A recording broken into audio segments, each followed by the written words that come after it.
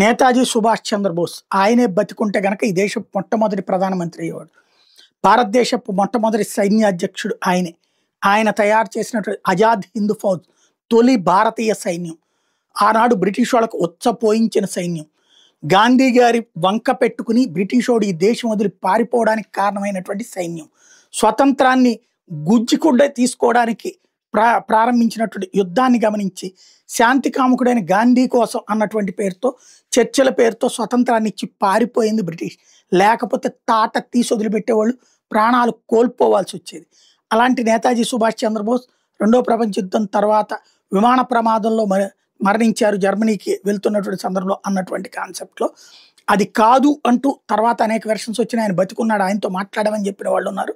దాన్ని ఇప్పుడు భారతదేశపు ఉపరాష్ట్రపతి ధృవీకరించారు. ఆ నేతాజీ సుభాష్ చంద్రబోస్తో కలిసి పనిచేసినటువంటి మరొక వ్యక్తి ఇచ్చిన సమాచారం ఎవరైతే తనకే ఇచ్చారు అంటే నేతాజీ సుభాష్ చంద్రబోస్తో కలిసి పనిచేసిన వ్యక్తిని నేను కలిశాను అన్న విషయాన్ని ఉపాధ్యక్షుడు రాధాకృష్ణన్ చెప్పుకొచ్చారు. నేతాజీ విమాన ప్రమాదంలో చనిపోలేదని నేను నమ్ముతున్నాను. అయితే దీన్ని నిరూపించడానికి నా వద్ద ఎట్లాంటి ఆధారం లేదంటూ ఉపరాష్ట్రపతి సిపి రాధాకృష్ణన్ అన్నారు. తమిళనాడులోని రామనాథపురం జిల్లా వసుంపొన్ గ్రామంలో గురువారం జరిగిన స్వతంత్ర సమరయోధుడు ముత్తు రామలింగ దేవర్ జయంతి వేడుకల్లో ఆయన పాల్గొన్నారు.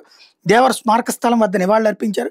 ఈ సందర్భంగా ఆయన విలేకరులతో మాట్లాడుతూ దేవర్ నేతాజీకి బలమైన మద్దతుదాడు. ఆయన తన జీవితకాలంలో ఎప్పుడూ అబద్ధం ఆడలేదు.